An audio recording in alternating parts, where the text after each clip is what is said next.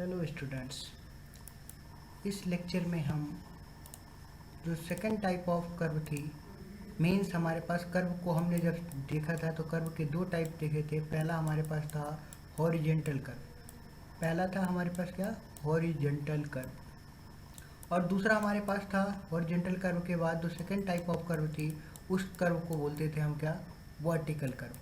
तो हम अभी हॉरिजेंटल कर्व के जो हमारे पास डिफरेंट था, सिंपल सर्कुलर कर्व, हमारे पास सिंपल सर्कुलर कर्व था, फिर हमारे पास था कंपाउंड कर्व जो ये है, फिर हमारे पास आगे आएगा ट्रांजिशन कर्व। तो हम ट्रांजिशन कर्व जब पढ़ेंगे तब की बात आगे करेंगे ट्रांजिशन कर्व के बारे में। अभी हम डिस्कस करेंगे कंपाउंड कर्व के एलिमेंट की। तो बेसिक डेफिनेशन की बात करें तो कंपाउंड कर्व क्या होता है।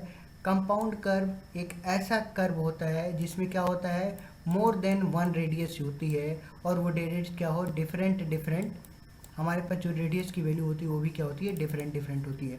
मीन्स जहाँ पे भी हमारे पास एक से ज़्यादा रेडियस आ जाएंगे तो एक से ज़्यादा रेडियस वाले जो कर्व बनेगा उस कर्व को क्या बोलते हैं, कंपाउंड कर्व बोलते हैं। मीन्स मोर देन टू होगा, टू भी हो सकता है या मोर देन टू हो सकता है, तो उसको क्या बोलते हैं, कंपाउंड कर्व। यहाँ पे दिख रहा है जो हमारे पास सिंपल कर्व की जैसा एक रोड ये था, एक रोड ये था, यहाँ से लेके यहाँ तक का हमारे पास एक रेडियस दिख रही है, और यहाँ से लेके यहाँ तक की हमारे पास दूसरी रेडियस R2 दिख रही है।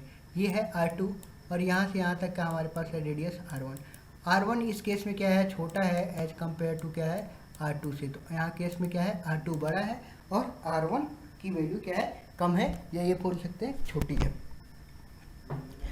अगर हम इसमें अलग वे में देखें, हम इसमें अगर अलग मेथड से अडॉप्ट देखें तो यहाँ पे हमारे पास ये क्या दिख रहा है, एक कर्व ये दिख रहा है यहाँ से लेके यहाँ तक का। मीन्स मैं दोबारा डायग्राम को अगर देखूं ध्यान से तो एक हमारे पास यहाँ से लेके यहाँ तक का एक कर्व दिख रहा है, और ये कर्व में क्या होगा, सिंपल सर्कुलर कर्व यहाँ पे दिख रहा है, एक लाइन ये इंटरसेक्शन पॉइंट, एक लाइन ये यहाँ पे जो कर्व ड्रॉ हुआ, ये वाली कर्व, इस लाइन कर्व को क्या बोलते हैं, एक सिंपल सर्कुलर कर्व हुआ। फिर यहाँ से एक क्या हुआ, एक और सिंपल सर्कुलर कर्व क्या हुआ, यहाँ तक ड्रॉ हुआ। तो हम दूसरे टर्म्स में ये भी बोल सकते हैं कि जो कंपाउंड कर्व होता है वो क्या होता है, कॉम्बिनेशन ऑफ सर्कुलर कर्व होता है। यहाँ पे मीन्स एक से ज़्यादा क्या होंगे, सर्कुलर कर्व का कॉम्बिनेशन होते हैं। अब इसके एलिमेंट की बात आ रही है। एलिमेंट मीन्स कौन कौन से कंपोनेंट होते हैं, तो सेम जितने कंपोनेंट हमारे पास सिंपल कर्व में थे उतने ही हमारे पास क्या होंगे, कंपाउंड कर्व में थे। पहला स्टेप क्या था, डिफ्लेक्शन एंगल कैलकुलेट करने का। तो यहाँ पे हमारे पास डिफ्लेक्शन एंगल कैसे निकलेगा, यहाँ पे जो एंगल आएगा total deflection angle. Total deflection angle इसको हम क्या डिनोट करते हैं, फाई से, और ये फाई किसके बराबर होगा, φ1 प्लस φ2। अब कम बात ये आती है कि ये φ1 क्या है और φ2 क्या है। φ1 मीन्स जो हमारे पास पहला ये लाइन आ रहा था, ये क्या हुआ, अपने पाथ से डिफ्लेक्ट हुआ। कितना डिफ्लेक्ट हुआ, जितना एंगल, वो एंगल क्या हो जाएगा, φ1। ठीक है, ये रोड चल रहा है, आगे की तरफ चल रहा है, ये भी क्या हुआ, अपने पास से डिफ्लेक्ट हो गया, मुड़ गया। कितना मुड़ा, ये एंगल मुड़ा, तो ये एंगल क्या है, φ2। तो इन दोनों को कॉम्बिनेशन क्या कहलाता है, टोटल डिफ्लेक्शन एंगल। किससे डिनोट करते हैं, फाई से। किसके बराबर होता है, φ1 प्लस φ2। ये चीज़ें क्लियर हो गई। फिर हम दूसरी चीज़ देखते हैं। दूसरा जो हमारे पास था स्टेप क्या था, दूसरा था हमारे पास स्टेप रेडियस कैलकुलेट करने का। रेडियस कैलकुलेट करते थे, रेडियस का फॉर्मूला क्या था, R= हम तब भी दिखे थे 1719 डिवाइड बाई, या तो D यूज़ करते थे, अगर D नहीं दिया है तो हम क्या यूज़ करते थे, फाई का यूज़ करते थे। सेम यहाँ पे R का फॉर्मूला ये है, R1 निकालेंगे तो हमारे पास यहाँ पे D1 या φ1 हो जाएगा, और अगर हम R2 की बात करें तो यहाँ पे D2 और φ2 हो जाएगा। तो मीन्स सेम चीज़ है, R1 क्या है 1719 डिवाइड बाई φ1, और यहाँ पे R2 है 1719 डिवाइड बाई φ2। R1 की वैल्यू कहाँ से कहाँ तक है, ये है फर्स्ट कर्व की जो रेडियस है उसको क्या बोलेंगे, R1, radius of first curve, ये वाली, ये क्या है, वैल्यू R1। दूसरे कर्व की रेडियस ये है R2। अब कर्व बड़ा है तो इसकी रेडियस भी बड़ी होगी, ये कर्व क्या है, छोटा है तो इसकी रेडियस क्या भी छोटी है, और जहाँ पे ये मिल रहे हैं उसको क्या बोलते हैं, कॉमन पॉइंट होता है। थर्ड स्टेप हमारे पास क्या था, टेंजेंट लेंथ का। टेंजेंट लेंथ के निकालने से पहले हमें फिर से वहाँ पे मूव करना होगा। किस वाले पार्ट में, इस डायग्राम में आइए। डायग्राम में यहाँ पे देखिए कौन कौन से पॉइंट की बात कर रहे हैं, ये बी वो पॉइंट, इंटरसेक्शन पॉइंट बी, यहाँ पे डी, और इस पॉइंट की बात कर रहे हैं ई। ये क्या बन रहा है, एक ट्रायंगल बन रहा है।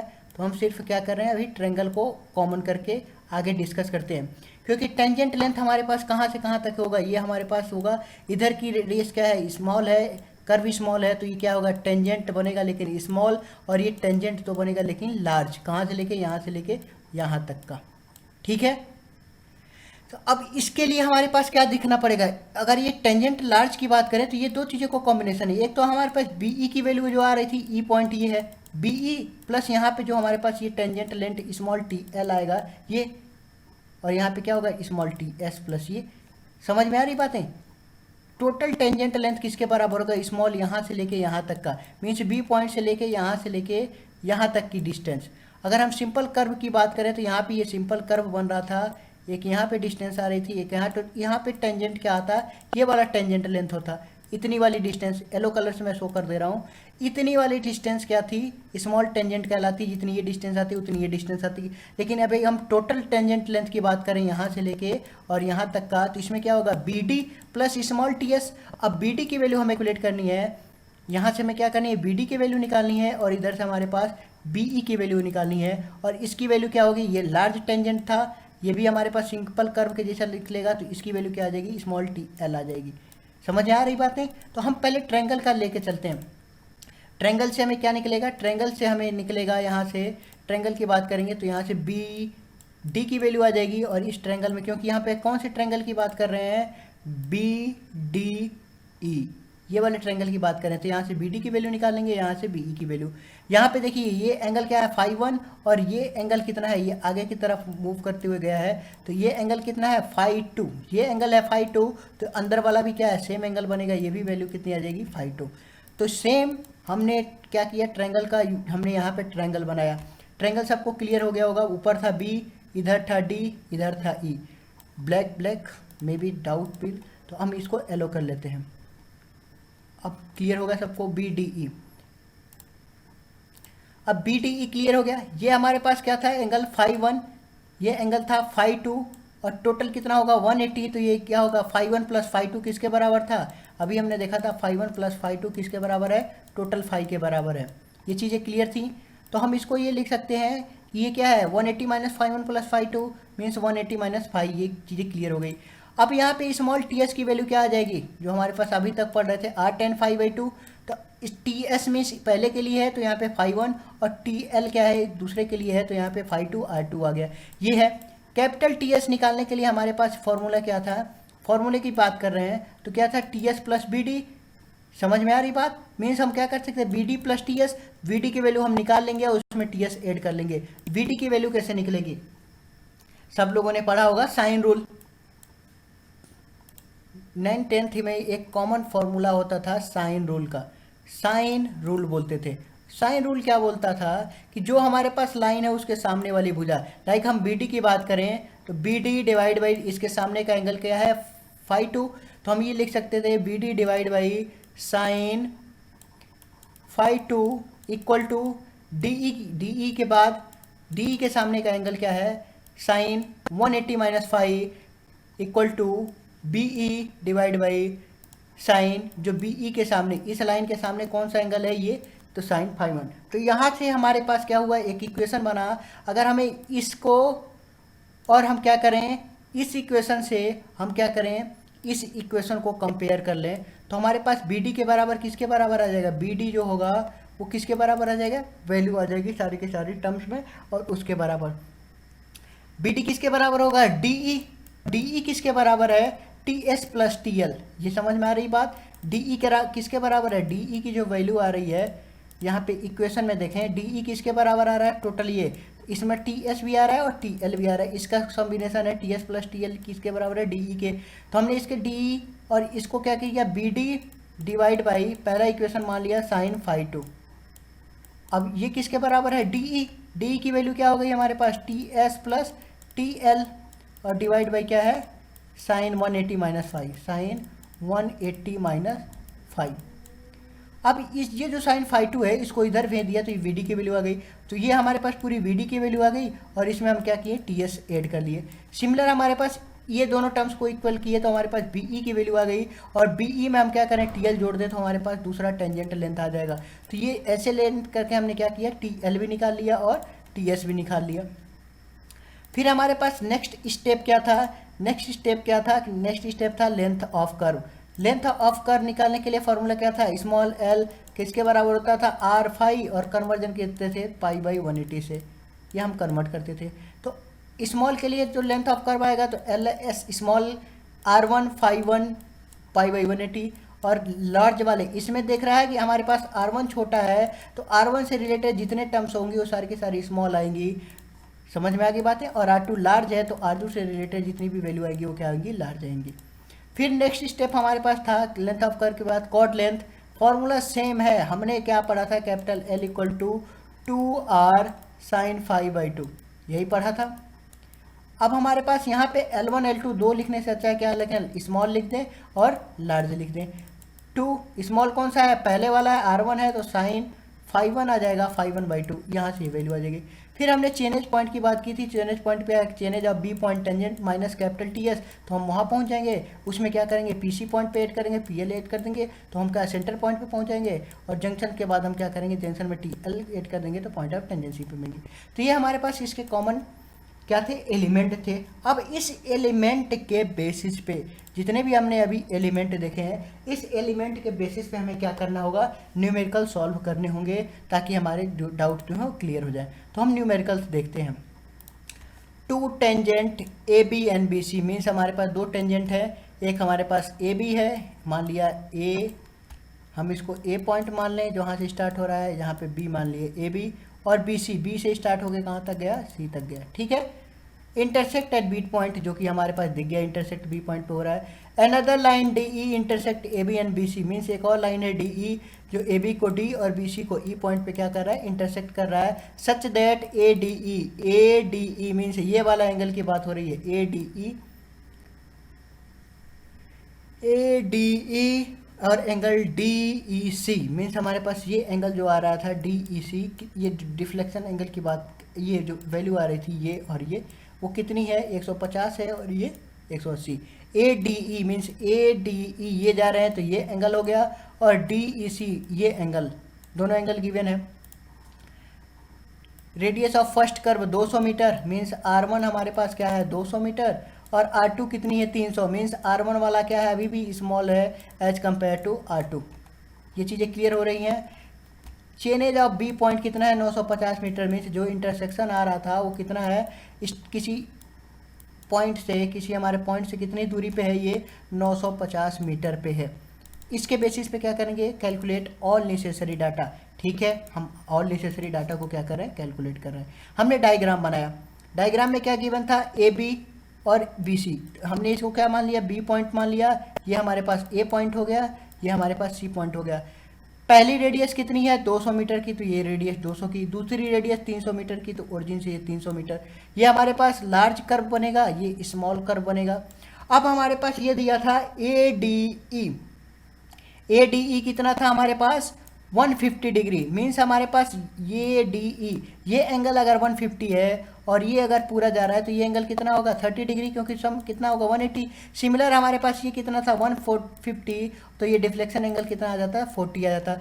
30 यहाँ से आ गया, 40 यहाँ से आ गया, तो ओवरऑल हमारे पास 30 और 40 70, तो हमारे पास टोटल डिफ्लेक्शन एंगल, पहला काम जो हमारे पास था, फर्स्ट प्रोसीजर वो क्या था, टोटल डिफ्लेक्शन एंगल कैलकुलेट करने का। ये किसके बराबर होता है, फाई 1 प्लस फाई 2, फाई 1 की वैल्यू 30 और फाई 2 की वैल्यू 70, तो ओवरऑल लगेगी क्या, 70, 30-40 मिलकर 70 हो गए। दूसरा क्या है, radius of curve. Radius of curve already given है, R1 की वैल्यू 200 है और इसकी वैल्यू 300 है, जो कि क्वेश्चन में ही मेंशन है। तीसरा पॉइंट टेंजेंट लेंथ, तो हम पहले TS, ये वाला स्मॉल TS, एक होता है कैपिटल T, टोटल वाली की बात करते हैं, वो कैपिटल से डिनोट करते हैं, स्मॉल वाले TS के क्या आ जाएगा, R10 फाई बाई 2। अब R1 पहला है तो 10 फाई 1 पहला लेंगे, 30 वाला, तो ये लिख दिया, वैल्यू आ गई 53.58। नेक्स्ट हमारे पास बात करें तो यहाँ से TL आ गई, स्मॉल TL की बात करें, स्मॉल TL किसके, R2 10 फाई बाई 2, यहाँ से निकल के आ गया, वैल्यू 109.19 आ गई।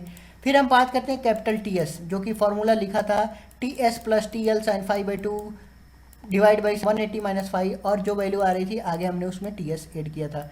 फॉर्मूला का डेरिवेशन ऑलरेडी कर लिए थे, वैल्यू हमने सारी पुट की, तो कैपिटल TS की वैल्यू 164.92 आ गई और कैपिटल TL की वैल्यू 195.6 आ गई। फिर हम लेंथ ऑफ कर्व की बात करें तो लेंथ ऑफ कर्व में हमारे पास R1 छोटा है, तो मीन्स जो R1 से रिलेटेड रेडियस आएगी वो क्या होगी, स्मॉल लेंथ आएगी, और R2 बड़ा है तो इससे रिलेटेड फॉर्मूला क्या था, R5 π/180 कन्वर्ट कर रहे हैं। R1 की वैल्यू 200, फाई की वैल्यू 300 वैल्यू पुट की, तो हमारे पास लेंथ स्मॉल लेंथ की कर्व आ गई, हमारे पास स्मॉल कर्व की लेंथ आ गई 104.66, और लार्ज हमारे पास लेंथ आ रही थी, उसकी जो कर्व की लेंथ आ रही है वो आ रही है 209.33 मीटर।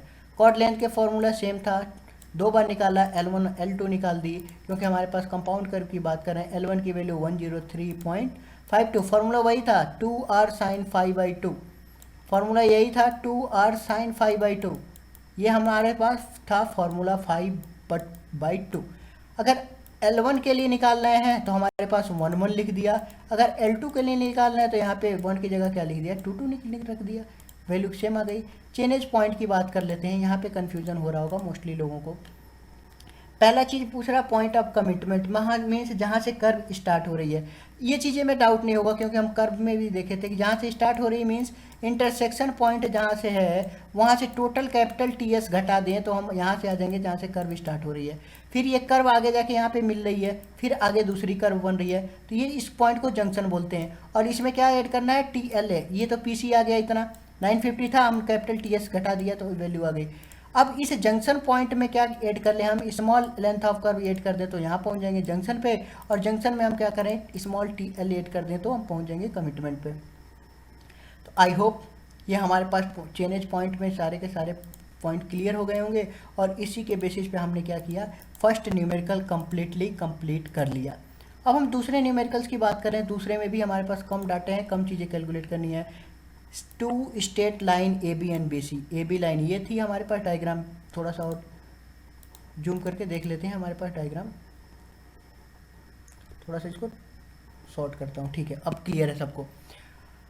अब इसमें क्या है, 2 tangent AB and BC, AB हमारे पास ये लाइन दिख रही है, BC हमारे पास ये दिख रही है, इंटरसेक्ट एट B, और B का चेनेज कितना है 1000 मीटर, मीन्स ये क्या है 1000 मीटर की दूरी पे है, क्लियर हो गई। To avoid the obstacle another line EF, यहाँ पे दिख रही है EF, ठीक है, कनेक्टेड ये है, ठीक है, सो डैट AEF, अब हम देख रहे हैं, ध्यान से देखिएगा, AEF ये एंगल की बात हो रही है, कितनी आ रही है 135 डिग्री, मैं दूसरे एंगल से लिख रहा हूँ, ये एंगल कितना है 135 डिग्री, और इसी लाइन को आगे बढ़ा रहे हैं तो ये कितना हो जाएगा 135, और कोई मान लीजिए X एंगल है, दोनों मिलके कितना होगा 135, और x मिलके कितना होगा हमारे पास, दोनों मिलके होगा 180 डिग्री, तो x की वैल्यू डायरेक्ट निकल गई कितनी, 180 माइनस 135 डेट इज 45 डिग्री, तो यहाँ से 45 डिग्री ये आ गया। सिमिलर वे में ये एंगल आ रहा है हमारे पास कितना 145, और ये एंगल कितना होगा, ये हम मान लिए y मान लिए, तो कितना होगा 145 प्लस y इक्वल टू 180, और यहाँ से जो इक्वेशन बन के आई y की वैल्यू कितनी आई 180 माइनस 145 दैट इज 35 डिग्री, तो दोनों वैल्यू आ गई। तो हमारे पास क्या निकालना है, टेंजेंट पॉइंट और कंपाउंड कर्व का PC और PT निकालना है। R1 भी गिवन है, R2 भी गिवन है। अब हमारे पास इन सब के लिए कैपिटल TS निकालना पड़ेगा, तभी ये चीज़ें निकल पाएंगी। तो सबसे पहले हम देख लेते हैं क्या, स्टेप बाय स्टेप चलते हैं। पहले हमारे पास क्या है, टोटल फाई निकालो, कितना आ रहा है 45 प्लस 35 से यहाँ से टोटल फाई आ जाएगा। फिर हम क्या करेंगे, TS निकाल लेंगे, तो टोटल डिफ्लेक्शन एंगल आ गया 35 45 मिलके कितना हो गया हमारे पास 80 डिग्री आ गया total deflection angle. R1 R2 given है। फिर हमने क्या किया, R1 R2 गिवन था तो उसके बेसिस पर हमने क्या किया, स्मॉल TS निकाल लिया और स्मॉल TL निकाल लिया। ये दोनों चीज़ें कैलकुलेट कर ली यहाँ से। ये दोनों की दोनों वैल्यू हमारे पास क्या थी, R1 10/1/2, R2 10/2। R1 की वैल्यू 400। यहाँ पे देखिए R1 बड़ा है किससे, R2। इस क्वेश्चन में क्या है, R1 बड़ा है, तो R1 से रिलेटेड क्या आएगी, लॉन्ग हमारे पास यहाँ आएगी, लॉन्ग कर्व यहाँ आएगी, और स्मॉल कर्व यहाँ हमारे पास R2 के साथ रिलेटेड होगी। समझ में आ रही हैं बातें। अब इसी के बेसिस पे हमारे पास क्या हो गया, R1 और R2 की वैल्यू आ गई, और R1 R2 से हमने क्या किया, ये TS निकाल लिया। फिर हमने क्या किया, कैपिटल TL निकाल ली, और फिर हम क्या करेंगे, कैपिटल TL के बाद कैपिटल S निकाल लिया, तो ये सारी वैल्यू निकल गई। फिर लेंथ ऑफ कर्व में हमने वही फॉर्मूला यूज किया, क्या था लेंथ ऑफ कर्व का, सिंपल कर्व में क्या था, L = R phi, और इसको कन्वर्ट करते थे π/180 से, पाई का मान 3.14, या फिर कैलकुलेटर में डायरेक्ट हम क्या करेंगे, पाई लिख देते हैं। तो यहाँ से आर की वैल्यू हमारे पास देखिए, यहाँ पे L1 R1 क्या है, R1 की जो वैल्यू है क्या है, वो लार्ज है एज कंपेयर टू क्या, R2 के। इस इक्वेशन में क्या है, R1 400 है, R2 200 है, तो R1 क्या हो गया, बड़ा हो गया R2 से। अब R1 बड़ा हो गया R2 से, तो उस केस में जो लेंथ ऑफ लॉन्ग कर्व आएगी वो किसकी आएगी, R1 की, और R2 की आएगी लेंथ ऑफ स्मॉल कर्व। अभी तक उल्टा होता था, ठीक है। इसके बेसिस पर हमारे पास कैलकुलेशन हुए, कैलकुलेशन में चेनेज पॉइंट आ गया, चेनेज पॉइंट में जंक्शन पॉइंट, तो हमें क्या निकालना था, पीसी और पीटी का निकालना था। हमें ये पता था बी पॉइंट का इंटरसेक्शन कितना था, 1000 मीटर था, इसमें टीएल लगाया।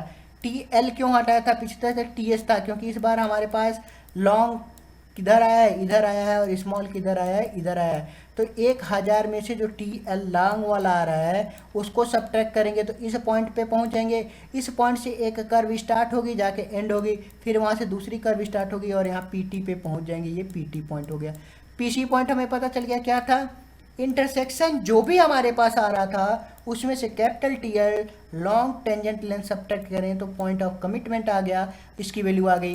पॉइंट ऑफ कमिटमेंट से हमारे पास टीएल, क्योंकि लार्ज इस साइड में है तो इसमें से ये ऐड किए तो हमारे पास क्या गया, पॉइंट ऑफ जंक्शन पे हम पहुंच गए। और जंक्शन पे पहुंचने के बाद पॉइंट ऑफ जंक्शन में जैसे ही हमने length of small curve small TL add किया तो हम पॉइंट ऑफ टेंजेंसी पे पहुंच गए। तो ये सारे के सारे हमारे पास उस पॉइंट थे जिसके बेसिस पे हमने क्या किया था, कैलकुलेशन किया। अगला जो हमारे पास टाइप ऑफ कर्व है वो है हमारे पास रिवर्स कर्व। हालांकि इसकी डेफिनेशन हमने स्टार्टिंग में देखा था कि दो कर्व हमारे पास क्या होंगी, अपोजिट डायरेक्शन में ऐड होती हैं तो उसको क्या बोलते हैं, रिवर्स कर्व बोलते हैं। और ये मोस्टली कहाँ देखने को मिलती हैं, तो रेलवे के केसेस में देखने को मिलती हैं। इस डायग्राम में ये दिख रहा है हमारे पास कि एक सिंपल कर्व इधर है और दूसरी सिंपल कर्व क्या है, इधर है। इसका सेंटर यहाँ पे, इसका सेंटर यहाँ पे, तो दोनों क्या है, अपोजिट है, लेकिन एक ही इसमें क्या है, एक टेंजेंट कॉमन है।